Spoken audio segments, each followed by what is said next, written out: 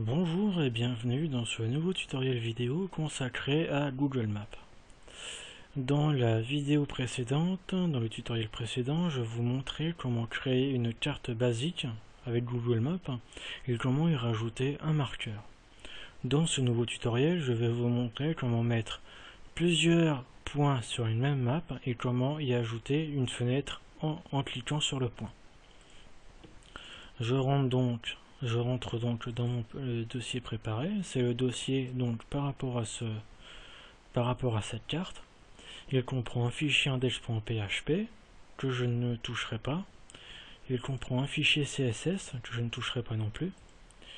Il y a un dossier image avec le marqueur et il y a le fichier JavaScript, seul fichier dont que je toucherai pendant le tutoriel.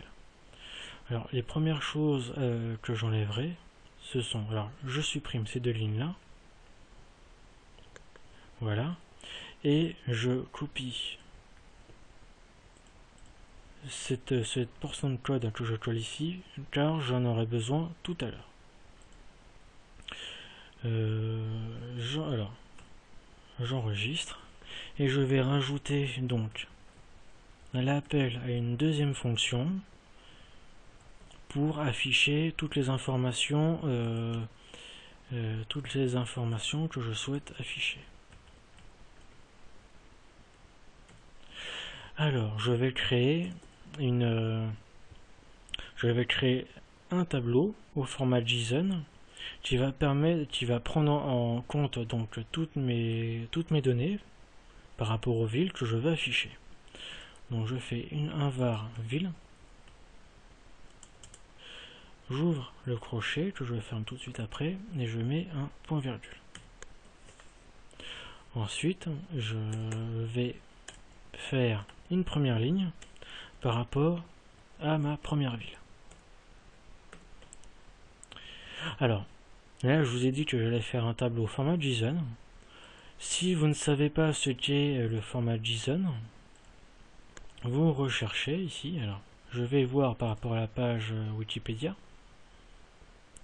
Alors, le JSON est un format de données textuelles qui permet de représenter de l'information structurée. Voilà, donc là, par exemple, un exemple ici, vous avez un exemple, voilà, très bien, enfin c'est un très bon exemple, et juste en dessous, à titre de comparaison, le même exemple en XML. Voilà. Donc je vais faire ma première ligne. Alors, comme information, je vais mettre le nom de la ville, donc là par exemple ici Toulouse. Ensuite, la deuxième information, ça sera le texte que je mettrai dans la fenêtre, donc là par exemple la ville rose. Ensuite, je vais mettre les coordonnées du point, donc là par exemple la latitude c'est 43.604482. Et la longitude, c'est 1,443962. Et la dernière information que je vais mettre, c'est le lien vers le marqueur. Donc je copie le nom, et ici je vais mettre le nom du dossier et le nom du marqueur. Ensuite, je vais mettre une deuxième ville. Voilà, alors j'enlève la virgule ici. Alors donc je mets Blois, je mets ici ville historique. Comme latitude, je mets 47. Je mets 59, 38, 89.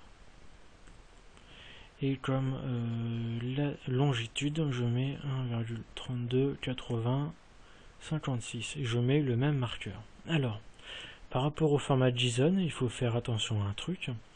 C'est que vous pouvez mettre deux lignes. Vous pouvez mettre deux lignes comme 10 lignes, 100 lignes, 1000 lignes. Mais pour la dernière ligne, il ne faut pas mettre de virgule à la fin. C'est-à-dire que si vous avez 10 lignes, vous mettez à chaque ligne, aux 9 premières lignes, vous mettez une virgule, mais à la 10e, non. Voilà. Donc là, j'en ai fini avec mon tableau. Et voilà. Donc là, vous pouvez voir que là, ici, j'appelle une deuxième fonction. Voilà. Donc, fonction setMarker. Et j'y mets deux variables. Donc, la première variable, c'est donc, enfin, deux arguments.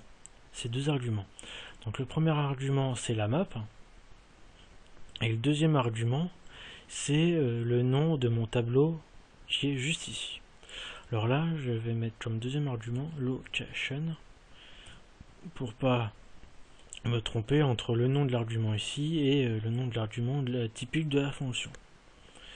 Donc, j'ouvre ici et je ferme tout de suite après. Alors, pour ma variable setMarker, je vais pour lister tous les points. Alors là, il n'y en a que 2, mais bon, si vous en avez 10, il faut commencer par faire une boucle for. Alors, je l'ouvre ici, je la ferme tout de suite après, pour éviter les erreurs. Dans cette boucle for, j'instancie une variable i, que j'initie à 0. Ensuite, cette variable i va aller jusqu'à, alors je prends donc location, va aller jusqu'à la fin de mon tableau. Et il va aller plus. Donc là, j'initie donc ma variable i à 0, parce que dans tout tableau, ça commence à 0 et ça finit jusqu'à ce qu'il y ait plus de données. Donc là, par exemple, c'est 0, et là, on va dire la variable de location length sera 2, parce que j'ai 2 lignes. Ensuite, si j'ai 10 lignes, ça sera la valeur sera de 10. Voilà. Donc, je commence par faire un var. Alors, je commence par faire un var ville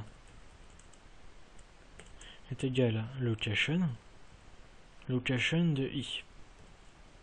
C'est-à-dire que toutes les informations de ma ligne, voilà, je prends toutes les informations que j'ai dans ma ligne et je les mets dans la variable ville.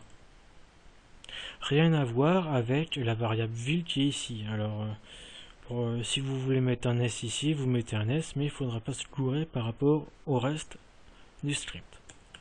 Ensuite, je fais une variable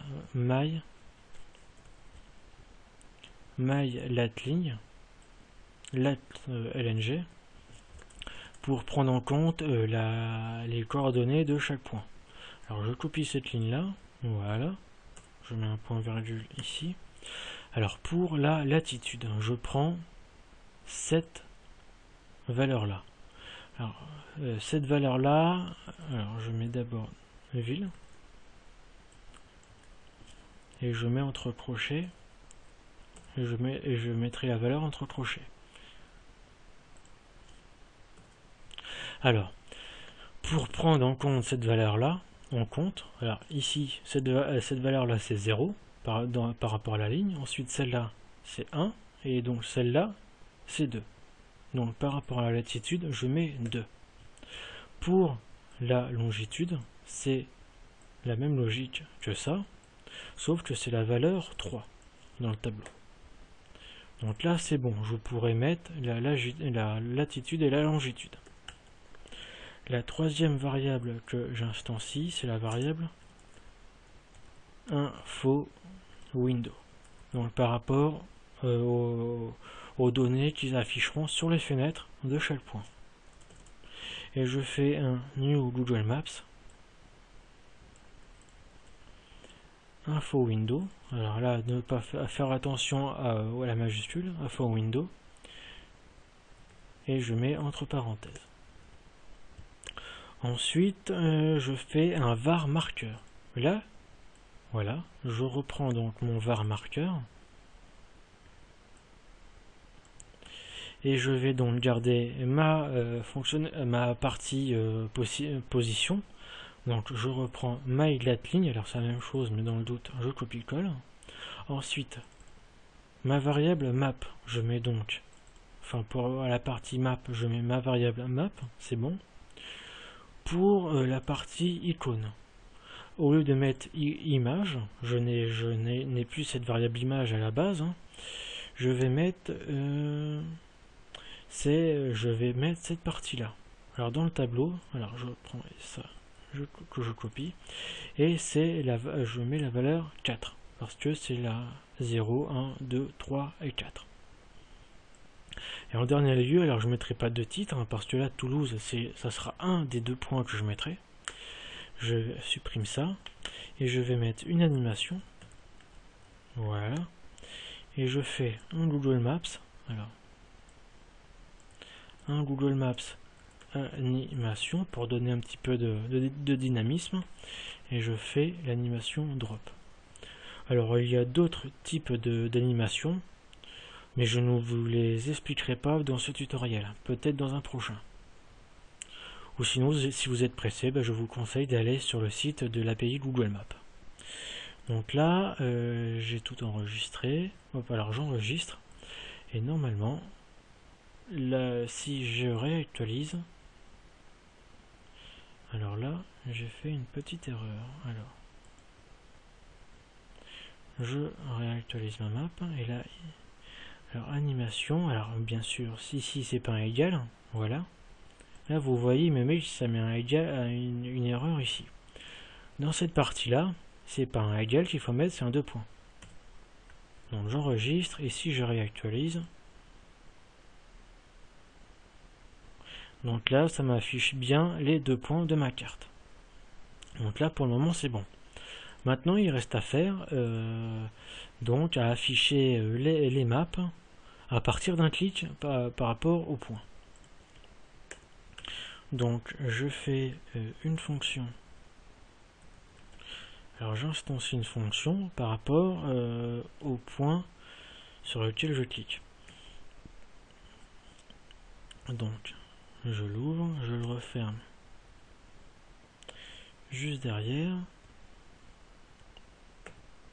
Voilà. Et ici, je rajoute bien que c'est pour le point I. Voilà. Si vous ne mettez pas ce point, enfin, ce parenthèse I, avec le point virgule, le clic ne marchera pas. La fonction clic ne marchera pas. Donc je fais un Google Maps Event. Le fait de cliquer sur un point et pour faire afficher une fenêtre, c'est un événement. Donc ici, je mets Event. Ensuite, je fais un Add Listener. Donc, alors que j'explique, c'est-à-dire que quand sur le marqueur, dès qu'il y a un clic, c'est-à-dire que sur le marqueur, quand il y a un clic, j'instancie une fonction dont je vais mettre les fonctionnalités entre les crochets. Alors ici, je mets fin de parenthèse, point virgule. Alors je copie-colle cette variable. Ensuite, je fais un info window point close entre parenthèses point. Ça c'est quand la fenêtre, donc info window, est ouverte, et il y aura une petite croix pour le fermer, comme il peut y avoir sur tous les logiciels ou pour pas mal de choses. Ensuite, je refais un info window où je mets un set content. Donc cette fonction permet de mettre du contenu dans la fenêtre. Alors, par rapport à cette fonction set content, on peut mettre donc des balises dans la fenêtre pour mettre en page donc la fenêtre. Donc on peut mettre des balises, on peut mettre du CSS. Voilà, on peut faire plein de choses et c'est vraiment très intéressant. Donc ici, il y a le début du div. Je le ferme juste ici, voilà. Et à partir de là, je vais faire rentrer les informations dans la fenêtre. Alors la première information que je mets, c'est le nom de la ville. Alors je vais mettre ville 0. Alors pour voir si ça marche, je refais un info window et je mets un open, la fonction open pour ouvrir la fenêtre. Je me fais ça dans la map et je fais this par rapport à toute la fonction que j'ai mis à l'intérieur de cette fonction. Donc 10, point virgule, j'enregistre, je réactualise, j'ai mes 2 points qui sont bien là, et dès que je clique, alors là, vous voyez bien qu'il y a donc le nom de la ville. Donc là, c'est bon. À partir de là, il ne reste plus qu'à mettre le texte par rapport à la ville. Alors ce que je vais faire, donc pour... là, je fais un truc basique par rapport à la mise en page de la fenêtre. Je fais un saut à la ligne, et je fais un ville 1.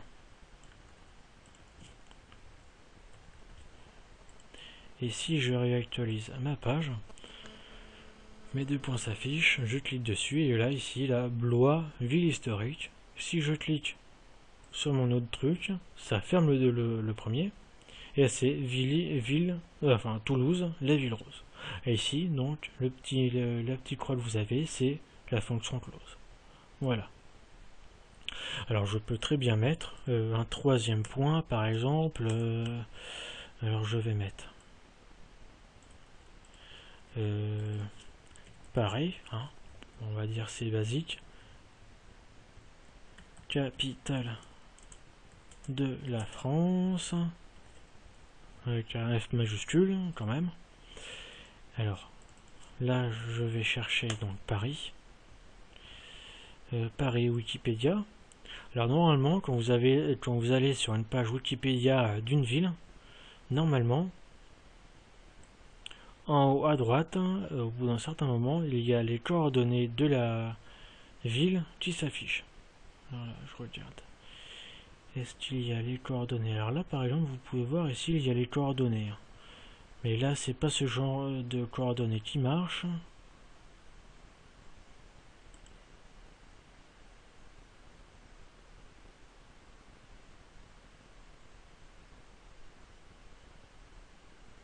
Alors là ici, il y a un lien donc vers les coordonnées.